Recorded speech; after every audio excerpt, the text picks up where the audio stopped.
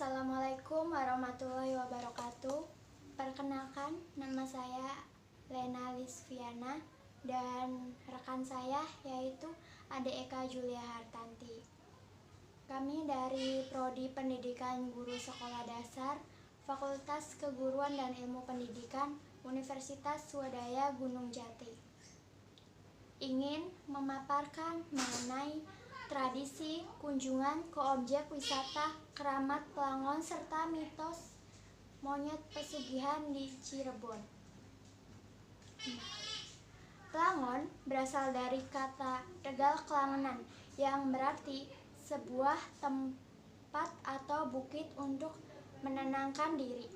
Objek wisata Pelangon terletak di sebelah selatan puncak pusat pemerintahan Kabupaten Cirebon, tepatnya di wilayah Sumber. Pelangon terbentuk sekitar abad ke-14 ketika Pangeran Panjunan dan Pangeran Kejaksan adiknya datang ke Giri Toba membawa pasukannya yang berjumlah 60 orang. Sebelum memasuki wilayah Giri Toba, Pangeran Panjunan dan Pangeran Kejaksan memantau daerah tersebut dan memerintahkan pasukan membuat tempat peristirahatan, dan tempat peristirahatan itu dikenal dengan nama Pelangon. Masyarakat berbagai wilayah, khususnya wilayah Cirebon, Majalengka, Kuningan, Indramayu, tidak asing lagi dengan objek wisata Pelangon ini. Di Pelangon terdapat dua makam. Makam yang pertama yaitu makam Pangeran Panjunan dan yang kedua makam Pangeran Kejaksan. Beberapa masyarakat berkunjung pada tanggal 27 Rajab, 2 Syawal, dan 11 Zulhijjah.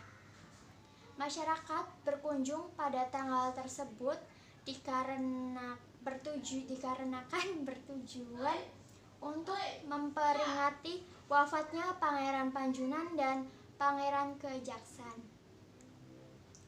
Dari cerita yang berkembang ratusan monyet-monyet yang ada di wisata Keramat Pelangon tersebut, jelmaan pasukan pengawal Pangeran Panjunan dan Pangeran Kejaksan dari Kerajaan Siluman Monyet.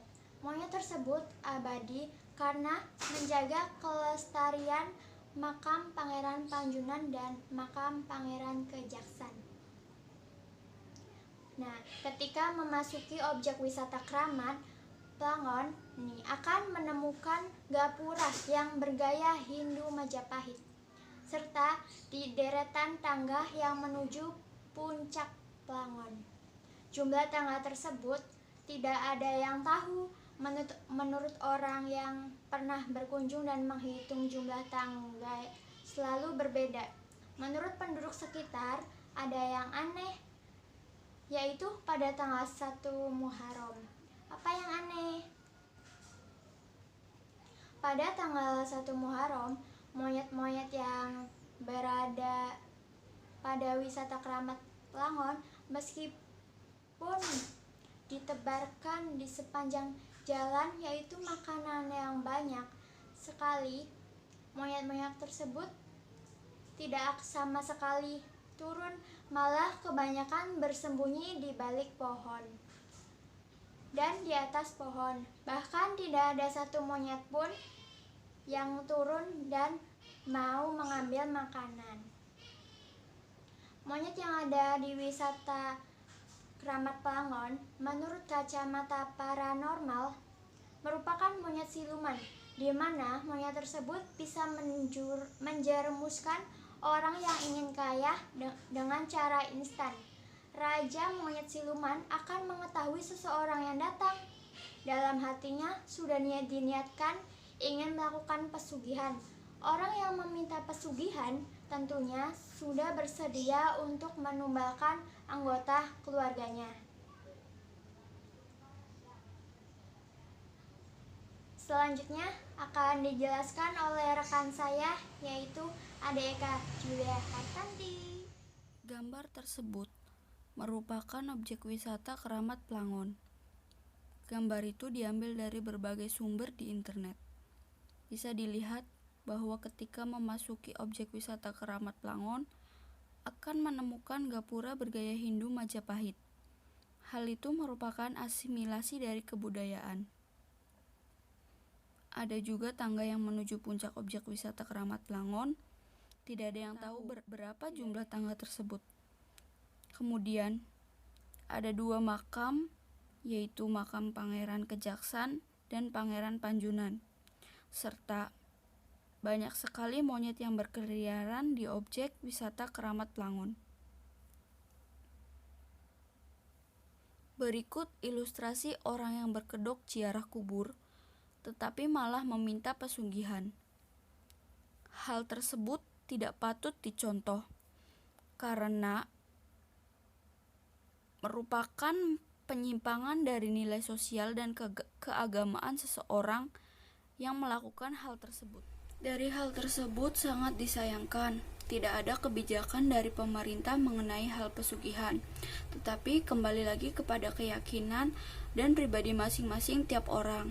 Dalam Islam hal tersebut sangatlah ditentang, seperti pada kisah surat Az-Zumar surat ke-39 ayat 65 yang bunyinya seperti berikut ini. A'udzubillahi minasyaitonirrajim. Bismillahirrahmanirrahim. Walaqad uhiya ilaika wa illal ladina min qablik la in asrakta la yahbatanna amaluka wa la takunanna minal khasirin. Artinya, dan sungguh telah diwahyukan kepadamu dan kepada nabi-nabimu yang sebelummu. Sungguh jika engkau mempersekutukan Allah, niscaya akan hapuslah amalmu, dan tentulah engkau termasuk orang yang merugi. Shadaqallahul Azim. Ayat tersebut menjelaskan, sesungguhnya orang yang akan mempersekutukan Allah akan amat sangatlah merugi. Sesungguhnya dalam hal pesugihanlah manusia yang sangat dirugikan, karena harus mengikuti ritual serta mengorbankan seseorang yang dijadikan tumbalnya. Beberapa masyarakat umumnya percaya akan hal tersebut, bahwasanya objek wisata Keramat Plangon biasa dijadikan sebagai tempat pesugihan, dan dari referensi yang kami ketahui, seperti halnya website atau omongan warga-warga sekitar, kemudian dari YouTube channel yang telah menjelaskan bahwasannya orang yang melakukan pesugihan tersebut setelah diambil jiwa dan raganya oleh siluman monyet, orang-orang di sekitar tempat tersebut percaya bahwa monyet-monyet yang ada di Plangon itu merupakan orang-orang yang telah melakukan pesugihan sebelumnya. Karena hal tersebut sangat merugikan manusia, tentunya menurut kami ada solusi agar dapat mendapatkan uang, harta, atau kekayaan yang halal, seperti halnya bekerja dan berusaha, selalu bersyukur dan bersabar, berbuat kebaikan, meningkatkan takwa kepada Allah, tawakal, serta berdoa kepada Allah. Dan masih banyak hal lain yang positif untuk dilakukan. Solusi tersebut juga kembali kepada diri masing-masing tiap orang. Ada pro dan kontra. Bagi orang yang pro mengenai hal pesugihan dari keyakinannya serta kebijakan yang telah ada di dalam Al-Quran, kemungkinan akan menjauhi hal-hal yang demikian. Solusi-solusi tersebut akan baik untuk dilakukan atau mendukung. Tetapi bagi orang yang kontra, kemungkinan pesugihan bukan hal yang buruk untuk dilakukan atau menentang solusi-solusi yang kami tawarkan. Nah, setelah kita memaparkan materi, Yuk kita cari tahu pendapat masyarakat mengenai pelangon ini. Saya akan mewawancarai Bapak mengenai tentang pesugihan yang ada di Pelangon Cirebon. Nah, pertanyaan yang pertama yaitu, bagaimana menurut pandangan Bapak mengenai mitos monyet pesugihan yang ada di Pelangon Cirebon? Ya, mitos di pesugihan di Pelangon Cirebon itu ya kadang-kadang betul, kadang-kadang tidak. Ada yang tepat, ada yang enggak. Ada yang mencari kesugihan ke sana, kemudian dikabul, ada yang cari kesugihan ke sana, enggak dikabul juga ada. Nanti tergantung sugesti masing-masing. Pertanyaan yang kedua, apakah Bapak setuju dengan orang yang memilih kaya dengan jalan pesugihan? Ya jelas tidak setuju, karena kalau mencari kaya dengan pesugihan itu pasti ada salah satu yang dirugikan. Nah, yang dirugikan ini pasti ya akan mengalami kesulitan. Jadi kalau kekayaan yang dicari dengan pesugihan itu nanti hasilnya juga tidak akan barokah. Menurut Bapak, apakah pesugihan itu bertentangan dengan hukum, kebudayaan, dan masyarakat setempat? Ya bisa dikatakan merugikan, bertentangan dengan hukum, dengan budaya masyarakat, apalagi dipandang dengan sudut agama. Karena kalau pesugihan itu pasti memerlukan ya ada sebagai tumbal. Nah, itu yang akan jadi tumbal itu yang nanti akan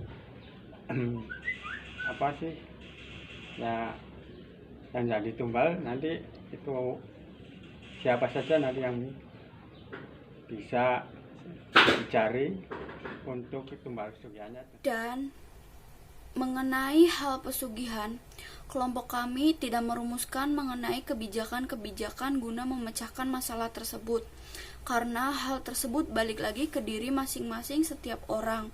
Kami hanya bisa membuat solusi-solusi agar hal tersebut tidak terjadi kepada diri masing-masing setiap orang. Kesimpulannya adalah, agama merupakan pedoman hidup manusia yang diciptakan oleh Tuhan guna menuntun jalan kehidupannya. Sedangkan kebudayaan merupakan tata cara hidup manusia yang diciptakan oleh manusia itu sendiri dari hasil cipta, rasa, dan karsa yang diberikan Tuhan Yang Maha Esa. Kelompok kami menyimpulkan bahwa kebudayaan tercipta karena ada agama yang membawanya. Pesugihan merupakan penyimpangan nilai sosial atau keagamaan, serta kebudayaan, karena hal tersebut bisa merugikan berbagai pihak. Dari segi sosial atau keagamaan, seperti halnya keresahan masyarakat terhadap seseorang yang melakukan pesugihan, kemudian seseorang yang dikorbankan menjadi tumbalnya, dan ketidakpatutan seseorang terhadap nilai atau norma agama yang dianutnya. Dari segi kebudayaan, apabila seseorang sudah melakukan penyimpangan terhadap agamanya, maka kebudayaannya akan rusak. Tidak ada hukum yang pasti mengenai hal pesugihan, karena setiap manusia berhak menentukan jalan hidupnya, ingin kekayaan secara halal atau sebaliknya. Karena pada dasarnya pribadi masing-masing oranglah yang akan menentukannya.